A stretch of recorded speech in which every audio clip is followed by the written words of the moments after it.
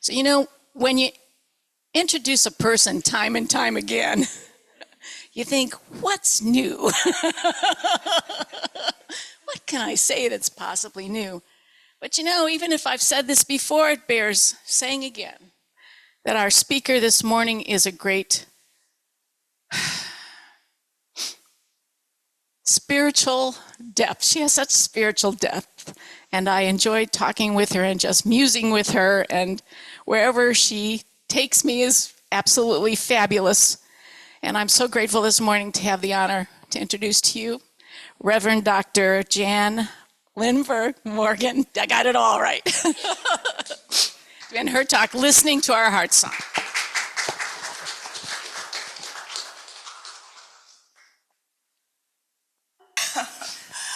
Oh my. I have known Jan and Nina for quite a number of years.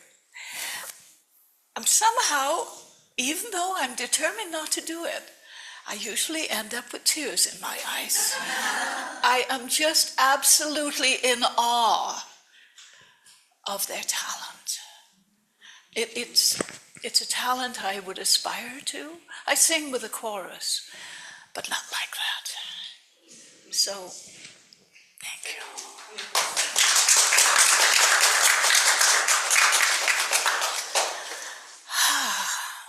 Well,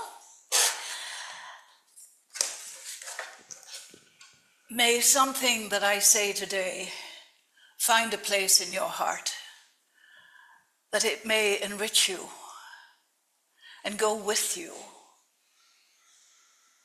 and make your life that little bit extra wonderful this week.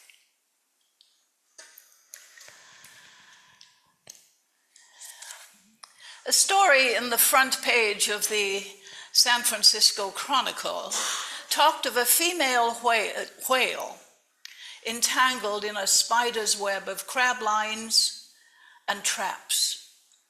It was weighted down by hundreds of pounds of traps and struggled to stay afloat. There were hundreds of yards of line rope wrapped around her body, her tail, her torso, and through her mouth. And fishermen saw her just east of the Farallon Islands and radioed an environmental group for help. Within a few hours, the rescuers arrived, and it was so bad that they determined the only way they could save her was to dive in and untangle her. This was a very dangerous proposition. One slap of that tail could kill a rescuer. They worked for hours with curved knives, but they eventually freed her. And when she was free, it seemed like she swam in joyous circles around the divers, coming back and gently nudging each one as if she were saying, thank you, pushing them, letting them know that she knew they were there for her. The divers said it was the most incredible experience of their lives. And the one that cut the rope out of her mouth says her eye followed him with every move the whole time, and he will never be the same. Unlike Amanda, who apparently very successfully found definitions for devotion, I have to admit that my search kept coming back to love. Except for the devotions referred to in religious culture, it kept coming back to love.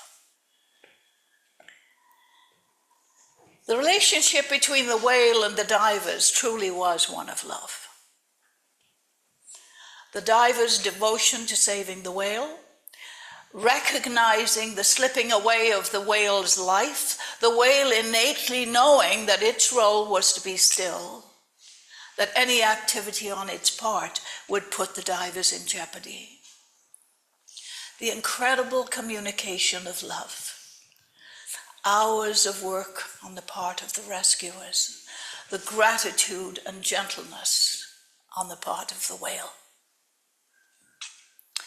Giving love to the whale was ultimately loving themselves. The whale's obvious gratitude was reflected in how the men saw themselves. The divers said it was the most incredibly beautiful experience they'd ever had. And as one man said, his life was changed in that instant. Can you think of a more beautiful example of devotion? You know, we're constantly being given the opportunity to choose love, to choose peace, to choose to move into our full divine potential. And living with love doesn't have to be complicated. In fact, it's living simply. By being who we are in this world, knowing where we can make a difference, by living patiently, mindfully, contemplatively, this keeps us in the present moment, this unique and wonderful moment that we're in right now. The master teacher gave us a dramatic example of living compassionately, and that was the parable of the Good Samaritan. Leaving our world better than we found it, making a difference where we can. At the start of World War II in the Pacific, 1942, Japanese families in California were placed in internment camps. And in a farming community north of Sacramento, a Japanese family had a small holding. And they sold their produce at the community market. Their close neighbors were a Swiss family who had emigrated to California before the World War II started in Europe in 1939. When the Japanese family were taken to the internment camp, their home and their land were left untended. The Swiss family stepped forward. They took over the small holding, and they continued growing the produce and selling it at the local market, putting all the proceeds into an account for their friends. And with the help of other friends, they kept the business going and made sure the home was maintained and secure. This entailed a lot of extra work for them. However, they continued until the end of the war and the release of that Japanese family. And when their friends returned, it was to a safe, clean home and a prospering business.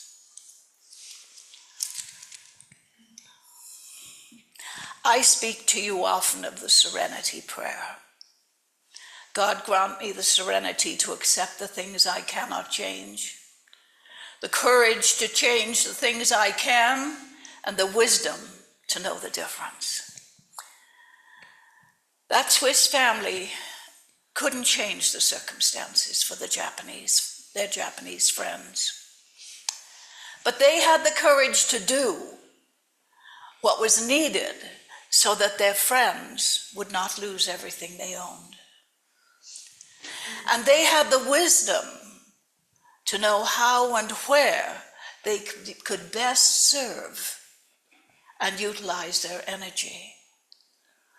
They cared for that interred family by caring for the growing things that were left behind. They ran the business meticulously, methodically, and with absolute integrity. They gave generously of their resources of time and labor. They acted in perfect harmony with the land and with the people. choosing to contribute only positive action to a negative and punitive situation. If this isn't an example of devotion, I don't know what is.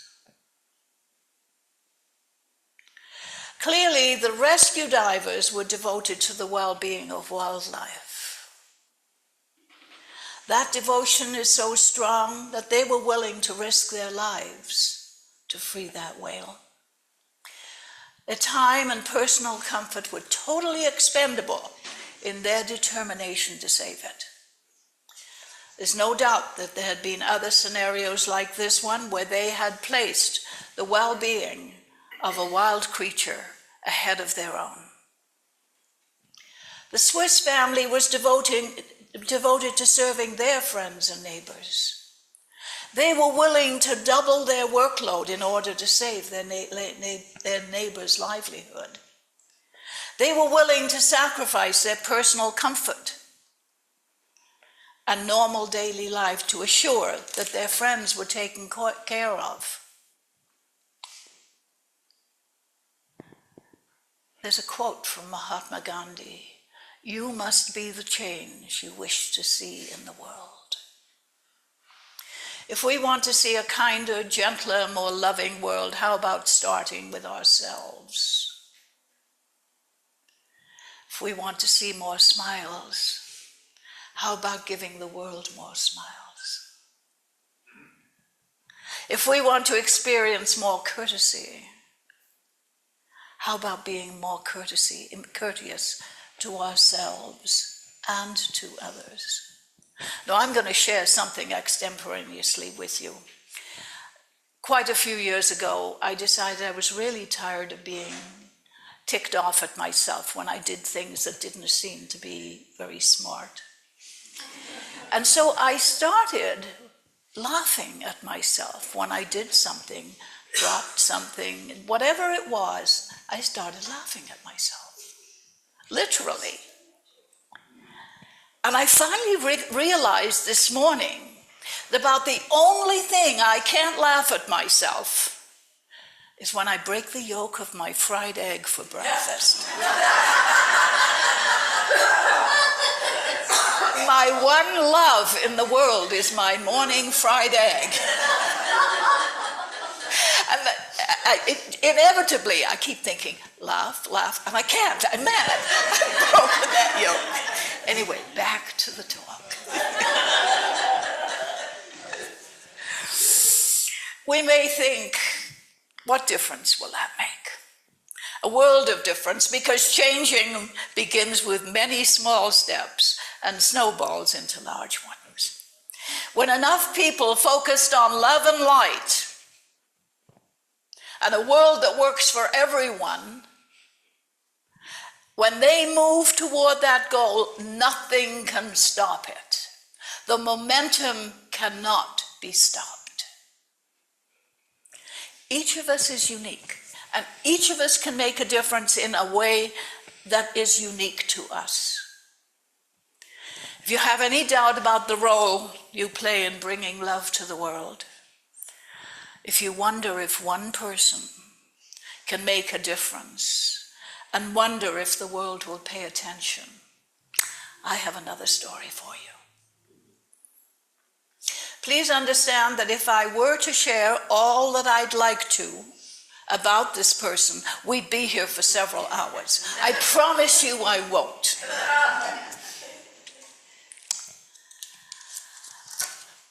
I'm going to give you the facts first.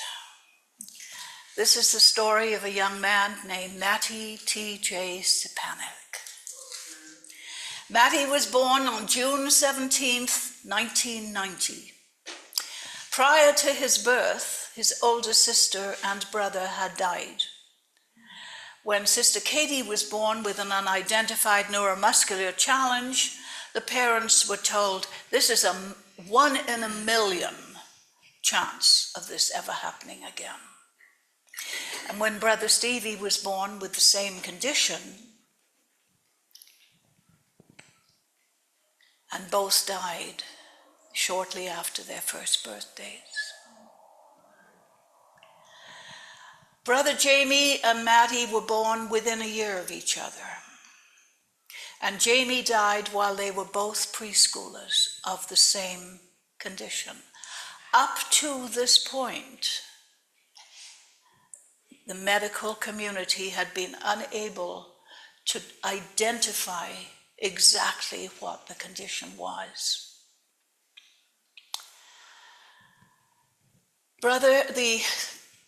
Jamie died while they were both still preschoolers, and shortly after Jamie's passing, their mother Jenny was diagnosed with an adult onset of the same condition, which was finally labeled as dysautonomic mitochondrial myopathy, a rare form of muscular dystrophy. Mattie's father left the marriage after Jamie's death, and Jenny and Mattie lived together in a one-room studio, both of them in wheelchairs. Mattie was totally dependent on a ventilator, a trach, and oxygen, and he could spend only 20 minutes of every 24 hours free of the equipment. Now, these are the facts of Mattie's life. These are the hard facts. But the truth of who he really was is yet to be revealed. He started writing poetry at 3 years old. Now, I don't know about you. I was a teacher for many years. I can't imagine a 3-year-old writing poetry, but Mattie started writing poetry at 3 years old. And his first poems were attempts to come to terms with Jamie's death. When he was about 10 years old or a little younger, he was asked if he had granted 3 wishes, what would they be? And they were to have his poetry published, to meet Oprah Winfrey, and to meet President Jimmy Carter. All 3 were granted in a very short time. He appeared on Oprah's shows on a number of occasions, and they became close friends. They visited, they emailed, and they telephoned consistently. He met Jimmy Carter and corresponded with him until his death. His poetry and talks were ultimately published in 5 best-selling books. He also appeared on Larry King's CNN show, Good Morning America, and the Today Show. And he was a featured speaker at many fundraisers and celebrity banquets representing the Muscular Dystrophy Association. Jerry Lewis, Christopher Cross, and Larry King counted him as a treasured friend, and all 3 stated that their lives had been irrevocably changed by knowing him. In fact, what did I do with it? I put it here. This is what President Jimmy Carter said. My wife and I have been to more than 120 nations, and we have known kings and queens, and we've known presidents and prime ministers. But the most extraordinary person whom I have ever known in my life was Mattie Stepanek. From the President of the United States. In speeches, Mattie often said, as I grew, my poetry grew with me. It began as thoughts and words about my brother Jamie. But across the years, I have written about senses, about seasons, about nature, about journeys, about pain, about laughter, about hope, and a lot about peace. I write about anything that touches the essence of my existence. This was a child that wrote this. A child whose desire was to be a poet, a philosopher, and a peacemaker, who played.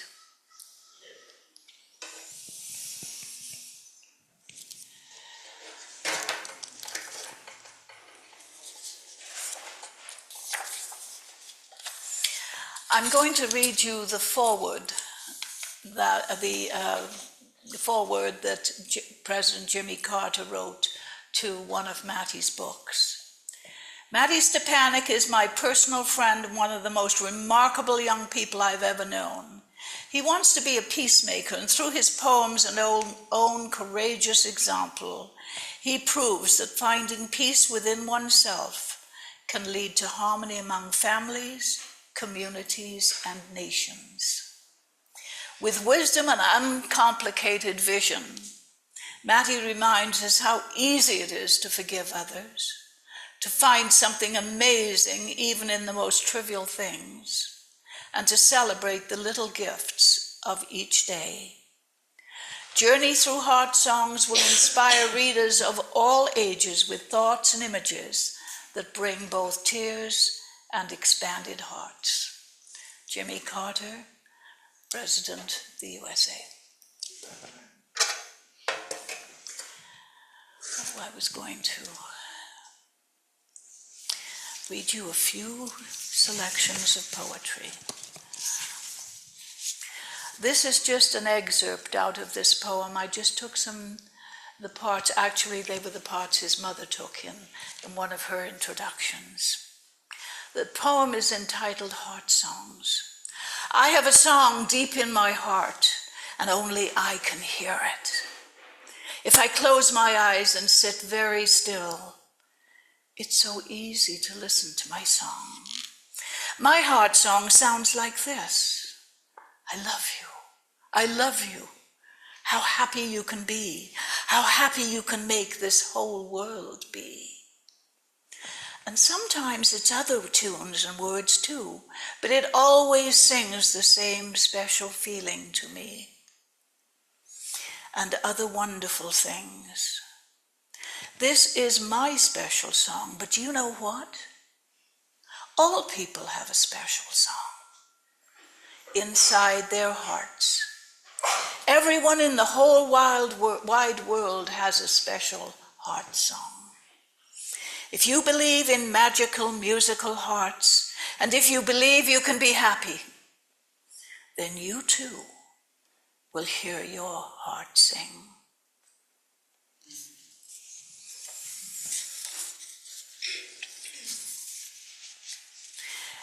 That one, by the way, was written when he was 6 years old.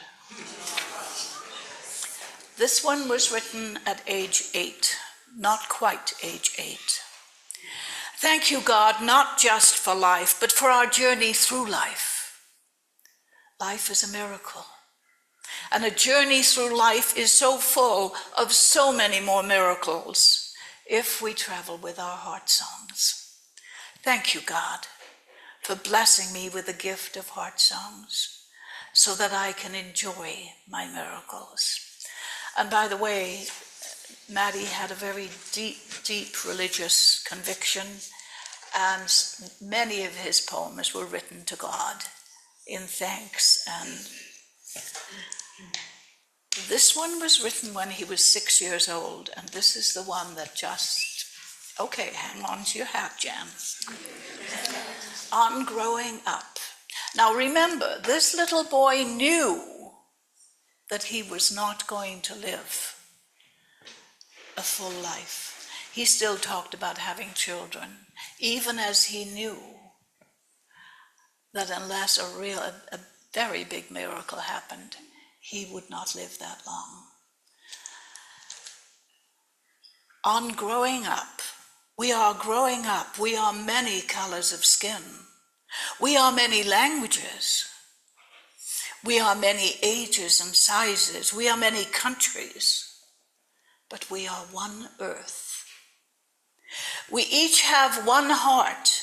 We each have one life. We are growing up together. So we must join each other, hearts and lives together, and live as one family. Mm-hmm. And this one he wrote a month before he turned 9 years old. I need a new hope. A new hope. A hope that reaches for the stars and that does not end in violence or war, a hope that makes peace on our earth and that does not create evil in the world. A hope that finds cures for all diseases and that does not make people hurt in their bodies or their hearts, or most of all, in their spirits. I need a hope, a new hope, a hope that inspires me to live and to make all these things happen so that the whole world can have a new hope too.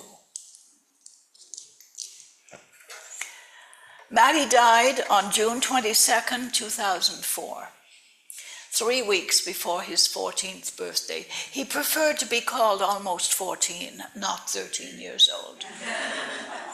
But both Oprah Winfrey and President Jimmy Carter spoke at his funeral, and many celebrities attended it. So, can you identify your heart song?